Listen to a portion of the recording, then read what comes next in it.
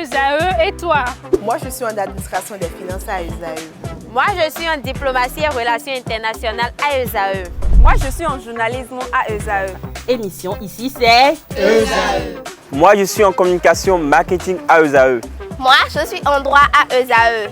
Moi, je suis en gestion des ressources humaines à ESAE. Moi, je suis en gestion des marchés publics à ESAE. Moi, je suis en administration du travail et de la sécurité sociale à ESAE. Moi, je suis en sciences économiques à ESAE. Moi, je suis en banque finance à ESAE. Moi, je suis en administration générale à ESAE. Moi, je suis en audit et contrôle de gestion à ESAE. Moi, je suis en sciences juridiques à ESAE. Moi, je suis en administration générale et territoriale à ESAE. Moi, je suis en transport logistique à ESAE. Moi, je suis en gestion des projets à ESAE. Rejoignez-moi, c'est la meilleure université. Nous sommes à ESAE. Rejoignez-nous. À ESAE, l'excellence a un nom.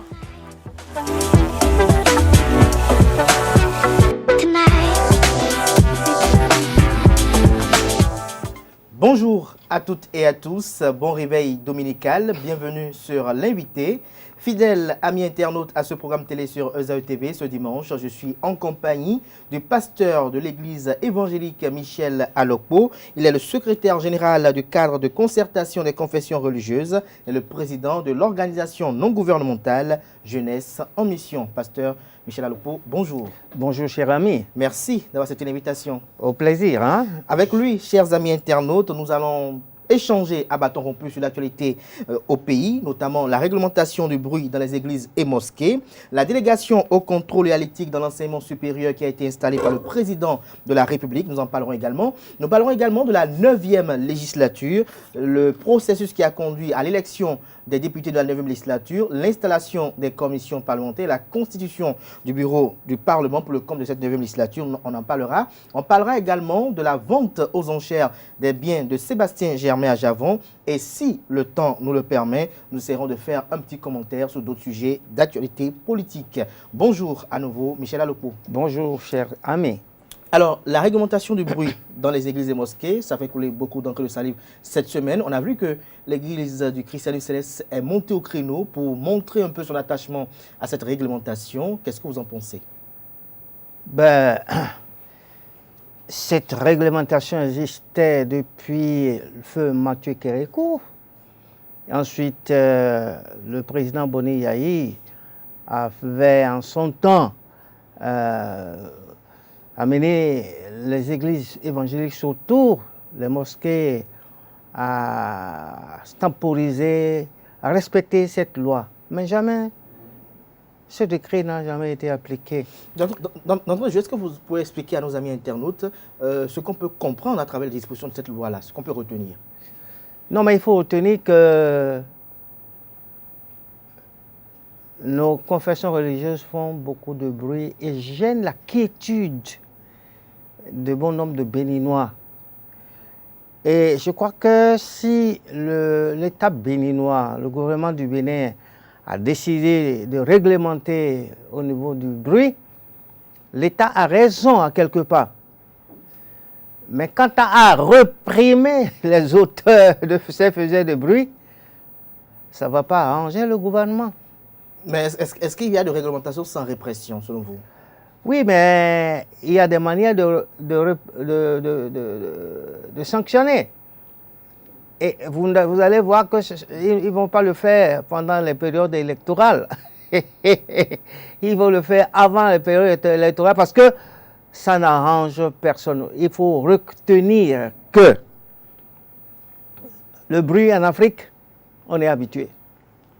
Nous ne sommes pas en Europe où il est exigé que les gens puissent climatiser les églises. Aujourd'hui, je peux reconnaître qu'il y a quelques églises, d'ailleurs celle que je vais, c'est une église qui est bien climatisée, les portes sont hermétiquement fermées et on ne gêne personne. Le bruit est contenu. Le bruit est contenu mais la plupart des églises n'ont pas les moyens pour se faire une climatisation. Mais, pasteur Michel Alokpo, est-ce que au nom de la foi, on va perturber la quiétude de quelqu'un d'autre? Ben, le Bénin n'est pas le seul à vivre c'est fait. Vous allez dans d'autres pays, c'est pire. Au Nigeria, n'en parlons pas. Bon, est-ce que le Nigeria n'a jamais pris un décret pour sanctionner les auteurs de ces bruits? Je sais que ce n'est pas normal, mais il y a des manières pour réglementer, pour gérer, pour diminuer ces bruits.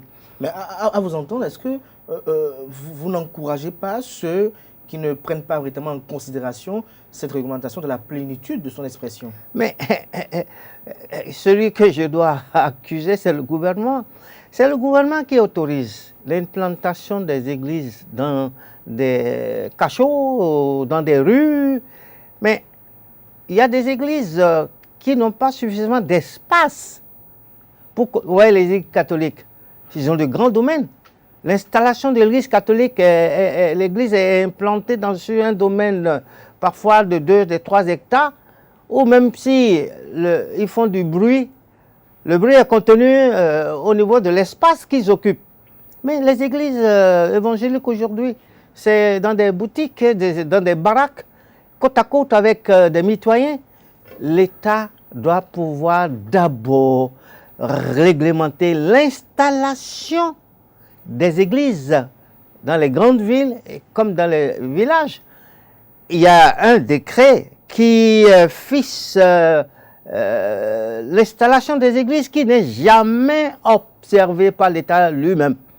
Il faudrait que, avant d'installer une église, faudrait qu'on sache si cette église, il n'y a pas une autre église à côté de... Vous allez voir aujourd'hui que plusieurs églises évangéliques cohabitent. Il y a une église qui est à 20 mètres, l'autre à 50 mètres, côte à côte. Dans plusieurs quartiers comme ça, ce n'est pas normal.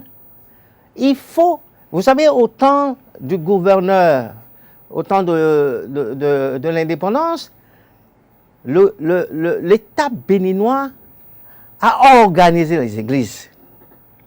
Les méthodistes au sud, les assemblées de Dieu au nord-ouest, dans l'Antitingou, l'UEB à Parakou, et c'est après que ces églises se sont rapprochées du sud. Mais l'État avait réglementé l'installation de ces églises dans le passé, au temps de l'indépendance. Aujourd'hui, il suffit de donner un peu d'argent aux agents et on autorise l'implantation. On ne peut même pas aller sur le terrain pour vérifier où se situe cette église. Est-ce que cette église se trouve dans un environnement qui ne va pas perturber la quiétude des voisins? On délivre des récépissés. Ce n'est pas normal. La faute, je le retourne à l'État béninois, au ministère de l'Intérieur, qui autorise anarchiquement les églises n'importe où et n'importe comment.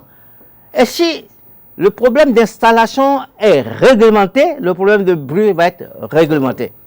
L'État doit procéder à un recensement de toutes les églises, les mosquées, et vous allez apprendre nouveau. Il y a plusieurs mosquées qui se chevauchent, qui sont pas loin de l'autre. Ce qui n'est pas normal. Ce qui n'est pas normal. L'État doit réglementer l'installation de ces confessions religieuses. Soit faisant, en le faisant, on va régler le problème des bruits. Ce n'est pas en a réprimé les gens. Mais si l'État n'a pas autorisé que l'église s'installe dans une baraque, l'État ne peut plus se plaindre du fait que ces églises font du bruit. L'État doit pouvoir demander à ces églises... Mais est-ce que lorsque l'État sera dans cette dynamique-là, est-ce qu'on ne parlera pas de restrictions à ce niveau? Restrictions comment? Les pharmacies. Les pharmacies. Oui. On ne peut pas installer une pharmacie à proximité d'une autre pharmacie. Il faut un minimum de distance de 500 mètres. S'il y a une réglementation par rapport à l'installation des pharmacies, mais on doit avoir une réglementation par rapport à l'installation des églises. L'État doit réglementer. L'État doit mettre de l'ordre. S'il n'y a pas d'ordre, il y a toujours du désordre. Je pense que l'État n'a qu'à revoir la façon dont il procède à l'installation des églises, des mosquées. Merci à vous, Michel Aloko. On vous aura compris sur ce sujet. Un autre sujet qui fait l'actualité ces derniers jours, c'est l'installation de la délégation contrôle à l'éthique dans l'enseignement supérieur. Je ne sais pas, est-ce que vous avez suivi les propos tenus par le président Patrice Talon lors de l'installation de cette commission, si on peut la baptiser également ici? Alors, selon vous, est-ce que le diagnostic effectué qui a concouru à l'installation de cette commission-là est fondé? Mais il faut reconnaître qu'à l'université, il n'y a pas d'éthique. Il faut le reconnaître, il faut le dire. Mais est-ce qu'il appartient au chef de l'État de réglementer l'éthique? Le CAMES, il y a la situation des diplômes des professeurs aussi qui est concerné par ça. J'ai entendu quelqu'un dire qu'ils achètent les diplômes au CAMES. Mais que peut faire le gouvernement du Bénin pour arrêter l'achat de conscience? S'il y a achat de conscience en politique, il y a aussi un achat de conscience au CAMES. Je ne sais pas, mais c'est ce qui se dit. Oui, mais... L'éthique par rapport aux étudiants, je suis d'accord. Mais comment corriger cela? Vous êtes embarrassé dans la démarche, c'est ça? Mais l'État n'a pas l'approche, c'est les parents. Les parents qui ont mis les enfants au monde. Les parents n'ont pas demandé aux enfants d'aller se prostituer avec les professeurs pour avoir de bonnes notes. Oh, mais il y en a beaucoup aujourd'hui qui sont docteurs, qui sont magistrats, qui ont passé par ce circuit. À l'école primaire, à l'école secondaire, c'est pareil. Mais comment réglementer ça? Nous pensons que c'est une éducation qu'il faut. Il faut éduquer nos enfants depuis la maison. Il faut éduquer nos enfants, il faut des séances d'éducation civique. Est-ce que ça suffit? Parce qu'il y a des enfants dont les parents n'ont pas le moyen, mais ils veulent réussir, ils veulent avoir leur diplôme. Ils vont se débrouiller, ils se débrouillent et ils ont leur diplôme. Et vous jugez ça légitime qu'ils se débrouillent de cette façon? Je ne trouve pas que c'est légitime que les enfants se débrouillent. C'est bienséant? Ce n'est pas bienséant. C'est partout dans le monde. Hein. Dans le monde, en Europe, c'est pareil. Cette volonté du chef de l'État de vouloir endiguer le mal, est-ce qu'elle a été mal inspirée, vous le dites? Mais vous avez vu la réaction des professeurs. Est-ce que cette réforme qui va entamer au niveau de l'université, il va pouvoir réussir cette réforme? Je doute. Je ne suis pas sûr. Comment il va s'y prendre? Il va attaquer le CAMES qui délivre les diplômes aux professeurs. Il va attaquer les professeurs qui sortent avec les étudiants. Il y a beaucoup de professeurs qui sont mariés avec leurs étudiants. C'est interdit? Moi, je ne sais pas. Mais désormais, ça sera interdit au Bénin. Mais alors, je vais voir l'officier d'état civil qui va interdire ce mariage entre élèves et étudiants. À moins qu'il y ait des sanctions professionnelles. Il y aura des sanctions sûrement avec cette mais si la fille déclare être amoureuse d'un professeur et que les parents y adhèrent, et qu'il y a consentement, ça, qu'il y a consentement, qu'est-ce que l'État peut faire? Impossible. Je crois que cette réforme, il faut la réformer. Je ne cautionne pas les professeurs, je ne cautionne pas le président de la République, le gouvernement. Est-ce que vous ne vous rendez pas compte que l'amertume du chef de l'État dénote de cette volonté de vouloir endiguer un mal, qu'est le harcèlement sexuel dans ce milieu-là? S'il veut réformer l'université, les professeurs de l'université, il faut savoir s'y prendre. Parce que les professeurs, ils sont trop forts. Et je ne sais pas s'il pourra réussir. Réussir, c'est une bonne chose. Il doit associer les prêtres, il doit associer les pasteurs dans cette réforme pour la sensibilisation, pour éduquer ses élèves, ses étudiants à la morale, à l'éthique. L'éthique est enseignée par l'Église. L'éthique est enseignée dans les mosquées. L'éthique est enseignée, ça peut être enseigné. Vous savez, je suis allé au Kenya. Dans leur programme, il y a l'éthique.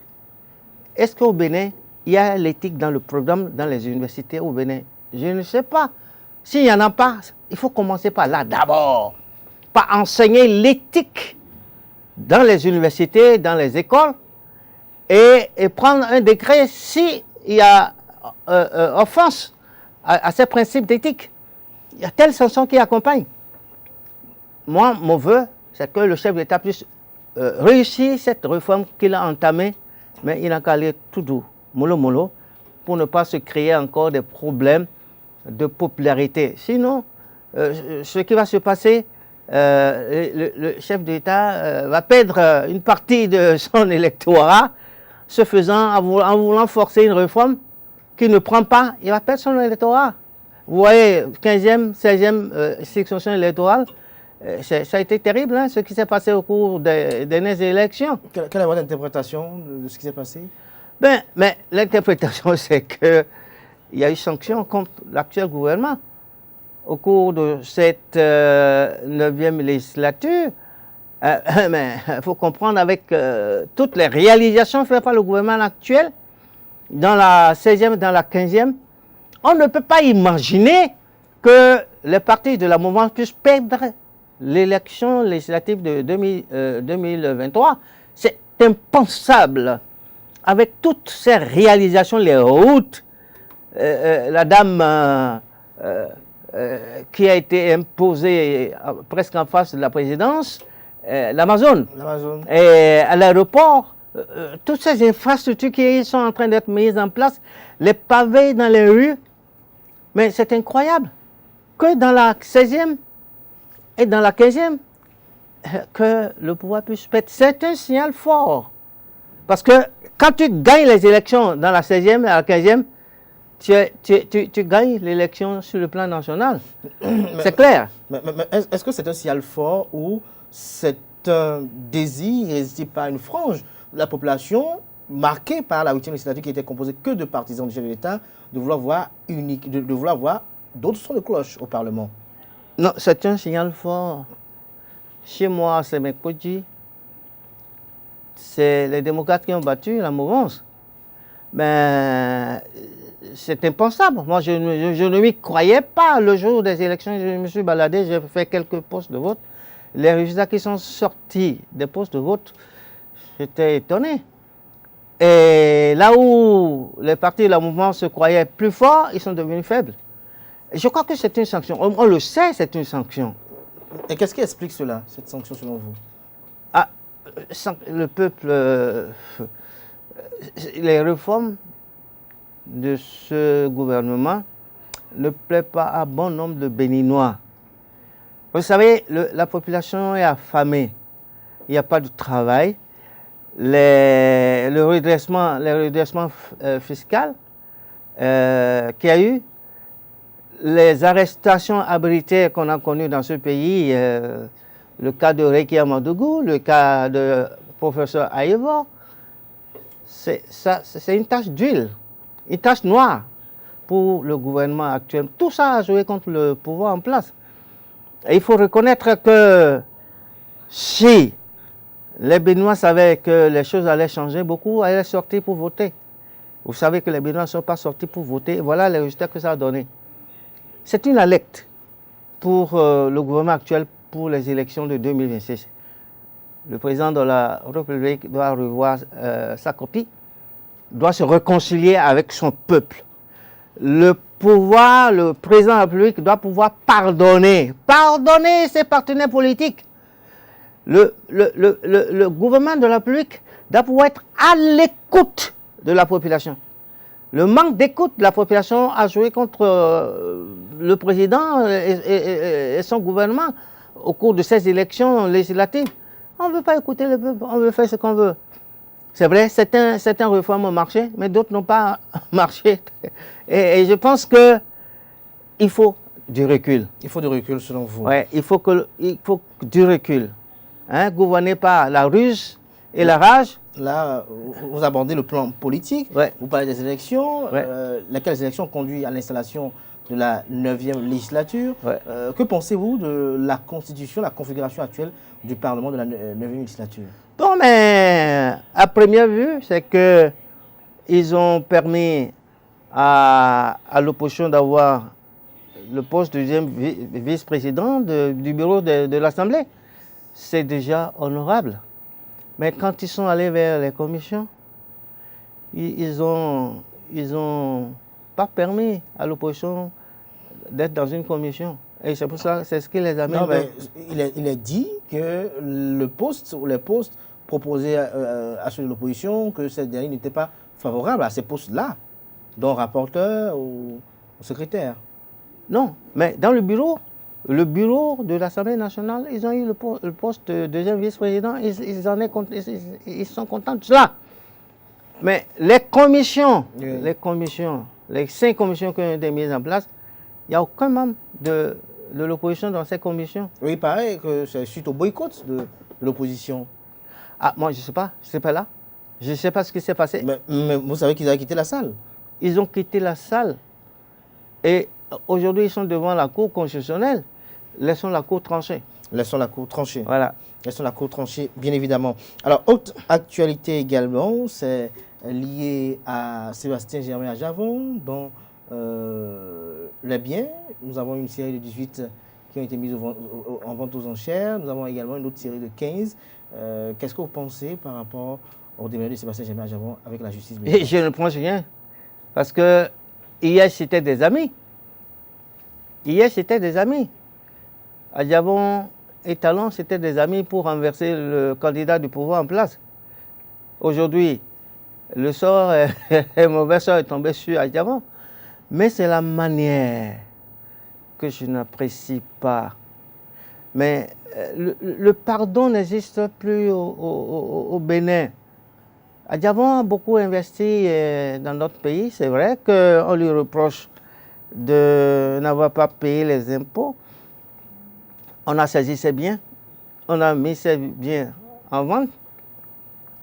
Vous savez, dans la procédure de la vente forcée, on donne l'occasion à la personne concernée de procéder à une vente amiable. Moi, je suis dans le cas de procéder à une vente amiable. Ça veut dire que la personne même vend ses propres biens et restitue l'argent aux créanciers.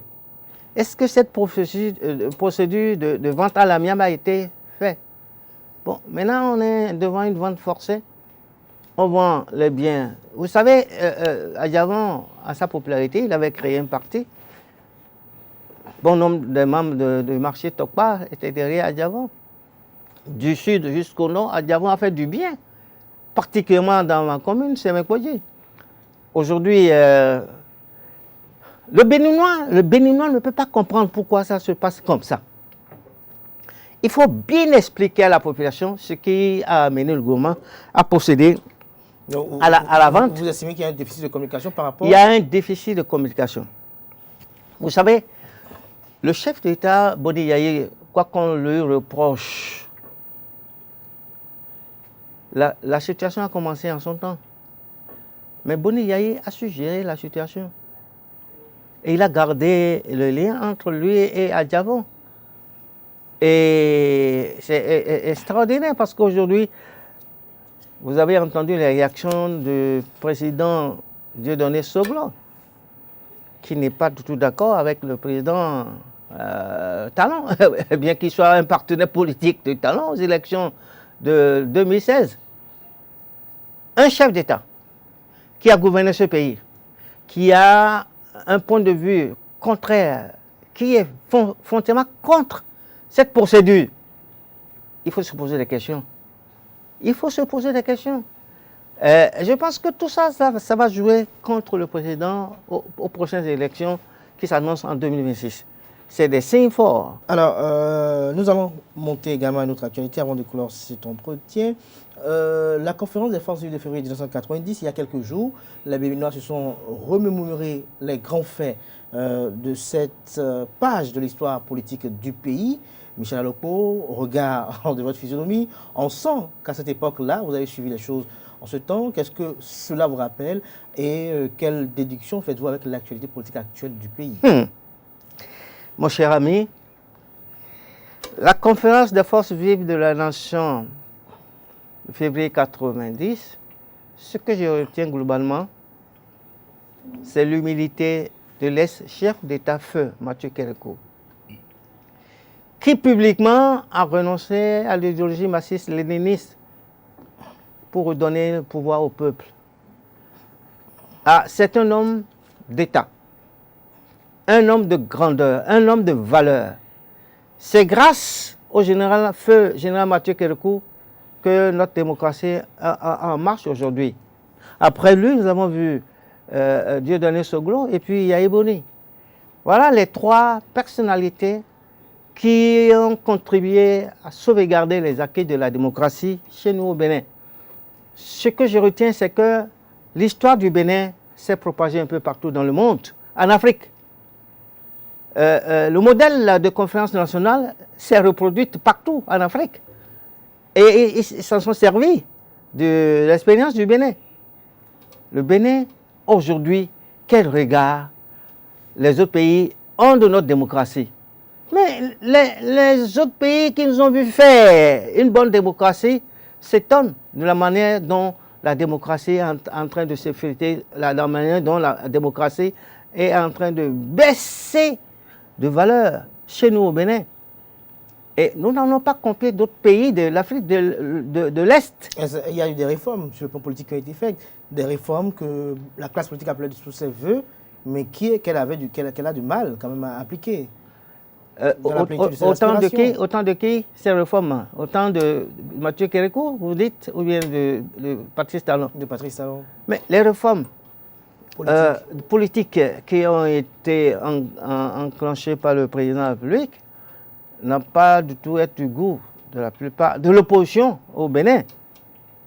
C'est cette réforme qui a conduit à l'exclusion de l'opposition à l'Assemblée au 8e législature. Et ça a été corrigé au cours des élections de janvier 2023. Et maintenant, il faudrait qu'on continue dans ce sens pour donner plus de crédibilité à notre démocratie au Bénin, que l'opposition puisse jouer son rôle majeur au sein de l'Assemblée et qu'il y ait un débat démocratique au sein de l'Assemblée. Et que désormais, il y a les démocrates au sein du Parlement. Bien sûr. Mais cette démocratie reprend vie. Oui, mais le partage des postes au sein de cette assemblée. Il y a une majorité, il y a une minorité. Quelle majorité? C'est une majorité qui a été forcée. Union progressiste sur le renouveau. Mais vous savez, vous savez qu'il y a eu beaucoup de fraude au cours de ces élections. Je l'ai dénoncé. Vous savez que l'opposition n'a pas été vigilante pour contrer ces fraudes. Maintenant, l'opposition est allée à l'Assemblée. Vous affirmez, ça repose sur quoi? Sur les réseaux sociaux, les rapports des réseaux sociaux, ou vous avez été sur le terrain vous-même avec une organisation? Vous avez entendu qu'il y a un chef d'arrondissement qui a été condamné à combien de mois d'emprisonnement en voulant bourrer les unes? Justement, c'est le même régime qu'il a mis aux arrêts. J'ai vu chez moi, à Sémékoudi, un agent de la mairie qui, en plein jour d'élection, qui vient distribuer les cartes, les plis au poste de vote. Mais ça civile quoi? Ce n'est pas un agent de la LEI qui était au poste, c'est un agent de la mairie qui était au poste de vote avec des cartes qui distribuait. À qui? Est-ce que les personnes qui reçoivent ces cartes leur appartenaient? Parce que c'est les personnes qui n'ont pas de carte pour voter et on procède à la distribution des cartes de jour. Et ils se baladaient de poste de vote à poste de vote. Moi j'ai vu, puisque j'étais point focal, je ne pouvais pas dénoncer. C'est l'opposition qui doit dénoncer, ils n'ont pas pu faire cela. Vous vous rendez compte que dans le Koufo, un député BR a dénoncé une fraude dans un poste de vote où le poste de vote a ouvert à 6 h du matin et à 6 h du matin, 6 h et quelques, l'une était presque à moitié pleine. C'est pas moi qui l'ai dit, c'est un membre de BR qui l'a dit. Et vous comprenez que le BR, il y a plusieurs candidats de BR qui ont formulé des recours contre son partenaire UP. Ben, vous devez comprendre que c'est que la Cour constitutionnelle n'a pas vu la nécessité de valider. D'aucuns sur d'autres vous diront qu'il n'y a pas d'élection sans fraude. Donc, il n'y a pas d'élection sans fraude. Il faut qu'on arrête un jour ce système de fraude au Bénin. Merci à vous, Michel Alokpo, pour ces différentes opinions.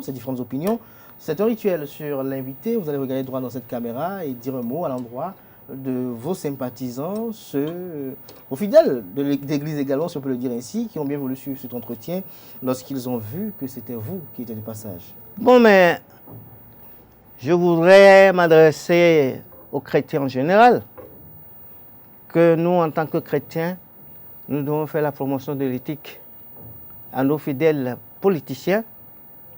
Nous devons travailler pour le développement de notre pays, le Bénin. Nous ne devons pas prendre position pour un candidat au détriment d'un autre candidat. Nous devons œuvrer ensemble pour gagner la bataille.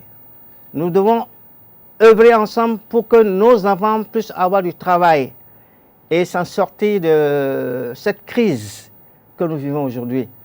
Nous devons éduquer nos enfants pour qu'arrivés à l'université, qu'ils se comportent comme des enfants dignes de chrétiens. Je voudrais m'adresser aux politiciens que notre démocratie est en marche, à nouveau en marche, et que nous devons veiller sur nous-mêmes et corriger les tirs. Il y a encore beaucoup de choses à corriger au niveau de notre démocratie. La population n'a pas à manger. Il y a beaucoup de nos amis qui ont fermé les entreprises à cause du système qui est mis en place, le redressement fiscal. Je ne suis pas contre cela, mais il y a des manières de le faire pour que la population puisse survivre. Nous voulons survivre et gagner. La Bible a dit, l'homme gagnera la vie à la sueur de son front. Laissez le Béninois gagner leur vie à la sueur de leur front. Laissez-les se battre. Ne les empêchez pas.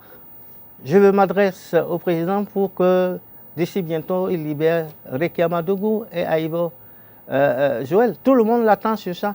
Les organisations internationales ont demandé la libération de ces deux hommes, deux femmes politiques. Je le lui souhaite. S'il le fait, c'est à son avantage, c'est à l'avantage du peuple béninois, c'est à l'avantage de nous tous. Merci à vous, Michel Alopo, chers amis internautes. On retiendra de cet entretien que lorsque notre invité a été interrogé sur la réglementation du bruit dans les églises et les mosquées, il a rappelé que c'est une réglementation qui existe depuis sous le régime de l'ancien président Mathieu Kérékou. Pour lui, il faut que l'État contrôle et mette de l'ordre dans l'implantation des églises et des mosquées. Ainsi, en mettant de l'ordre, on évitera le désordre. Lorsqu'il a été interrogé sur la délégation au contrôle et à l'éthique dans l'enseignement supérieur qui a été installée par le président de la République, pour lui, cette réforme, il faut la reformer. Il faut associer les prêtres et les pasteurs. Il faut enseigner l'éthique dans les écoles et les universités. Son vœu le plus cher est que le président de la République réussisse cette réforme en y allant tout doucement parce que c'est très névralgique.